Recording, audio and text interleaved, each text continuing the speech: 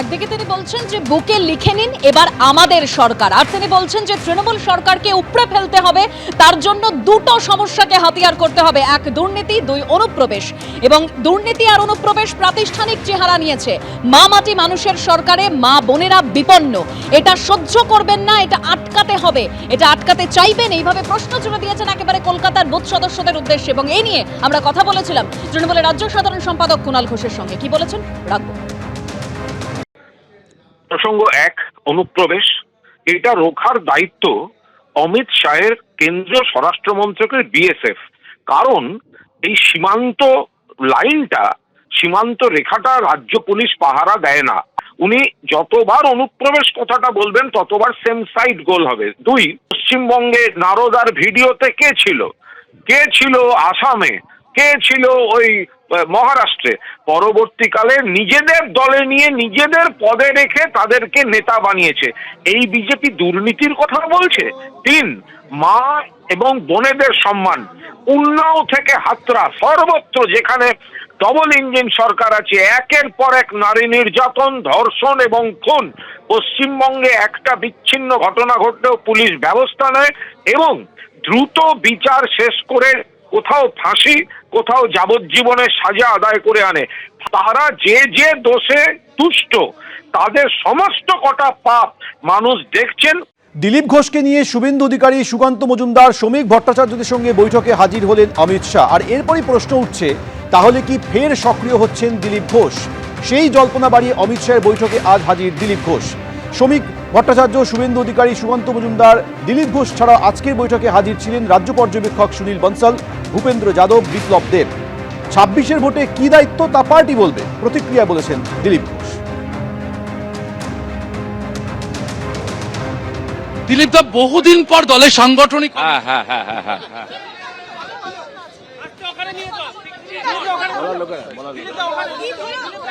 কথা বলছিলাম দিলীপ ঘোষের সঙ্গে, তিনি মন্তব্য করতে চাইছেন।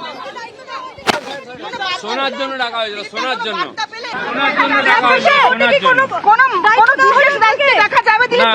সেটা পার্টি জানে, কে ডাকা হয়েছিল শোনার জন্য। আচ্ছা, বাকি যা বলা হবে সেটা হবে। বাংলাতে একটা প্রবাদ আছে, মরণকালে হরিনাম, আপনারা শুনেছেন। বিজেপির মরণকালে এখন দিলীপ নাম, আমি এইভাবেই দেখছি। আজকে কেন্দ্রীয় স্বরাষ্ট্রমন্ত্রী অমিত শাহ সল্টলেকের একটি হোটেলে একদিকে যেরকম দলের সাংসদ বিধায়কদের সঙ্গে তিনি বৈঠক করেছেন, অন্যদিকে সায়েন্স সিটি অডিটোরিয়ামে কলকাতার বুথ সদস্যদের সঙ্গে আজকে বৈঠক করেছেন। এবং সেখান থেকে তিনি এটা স্পষ্ট করে দিয়েছেন যে 26-এ এবার বিজেপির সরকার ক্ষমতায় আসবে। গতকালও তিনি বলেছিলেন যে 2/3 সংখ্যা গরিষ্ঠতা নিয়ে ক্ষমতায় আসবে বিজেপি, এবং তার জন্য দলের বিধায়ক থেকে বুথ স্তরের কর্মীদের ঠিক কি কি কাজ করতে হবে একদম হোম টাস্ক রেডি করে দিয়ে গিয়েছেন কেন্দ্রীয় স্বরাষ্ট্রমন্ত্রী। 3 দিনের প্রোগ্রাম সফল হয়েছে, আমরা একদম উজ্জীবিত, আমরা একদম সবাই একসাথে আছি, আমরা লেগে পড়ব। এটা সম্পূর্ণ তাদের দলের ব্যাপার। এখন বিজেপির কার সঙ্গে কবে কার ঝগড়া হবে আর কার সঙ্গে কবে কে বৈঠকে বসবেন সেটা আমাদের আলোচ্য বিষয় নয়। এই বিজেপি বাংলার মানুষকে বকেয়া টাকা দেয় না, বাংলা ভাষাকে অপমান করে, মনীষীদের নামটুকুও উচ্চারণ করতে পারে না, এবং বাংলা ভাষা বললে অন্য রাজ্যে হ্যারাস করে, পিটিয়ে মেরে ফেলে, বাংলাদেশে পাঠিয়ে দেয়। এবার এদের নিজেদের মধ্যে ঝগড়া ছিল, দিলীপ ঘোষকে কোণঠাসা করেছেন সুকান্ত মজুমদাররা, নিজেদের মধ্যে ঝগড়া ছিল। এই ঝগড়া ছিল, এই ঝগড়া আছে, এই ঝগড়া ভবিষ্যতেও থাকবে। এখন কোথাকার কোন মাস্টারমশাই এসে 4টে দুষ্টু ছেলেকে একসঙ্গে বসিয়েছে, তো তার মানে এই নয় যে এরা 4 জন হঠাৎ ভালো হয়ে গেল। কোচবিহার থেকে কাকদ্বীপ, রাজ্যের সব কেন্দ্রে নরেন্দ্র মোদী প্রার্থী। আমি দেখতে পাচ্ছি পশ্চিমবঙ্গে বিজেপির সরকার শপথ নিচ্ছে, তৃণমূলকে হারাতে সবাইকে কাঁধে কাঁধ মিলিয়ে কাজ করতে হবে। সায়েন্স সিটিতে কলকাতার বুথ সদস্যদের বৈঠকে বার্তা দিলেন কেন্দ্রীয় মন্ত্রী সুকান্ত মজুমদার। এই নির্বাচনে আমাদের তৃণমূল কংগ্রেসকে পরাভূত করতে হবে, হারাতে হবে, এবং তার জন্য আমাদের সকলকে কাঁধে কাঁধ মিলিয়ে লড়াই করতে হবে।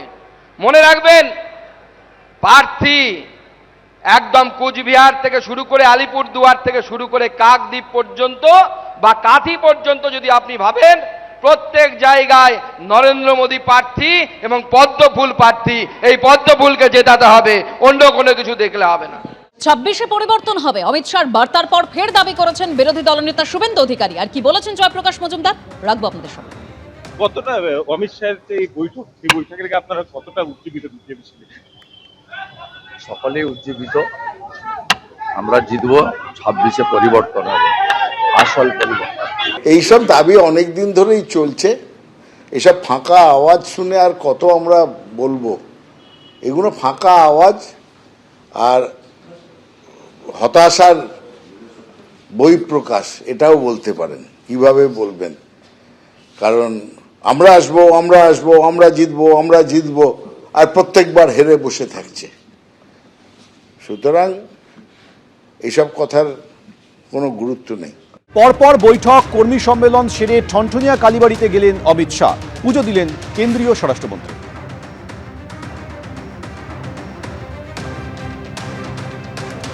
আজ সারাদিন ধরে একের পর এক বৈঠক করেছেন কেন্দ্রীয় স্বরাষ্ট্রমন্ত্রী অমিত শাহ। হোম টাস্ক বেঁধে দিয়েছেন, আগামী 2 মাস একেবারে লড়তে হবে বলে দিয়ে গেছেন কেন্দ্রীয় স্বরাষ্ট্রমন্ত্রী। তারপর দিল্লি ফিরে যাওয়ার আগে ঠনঠনিয়া কালীবাড়িতে গেলেন অমিত শাহ।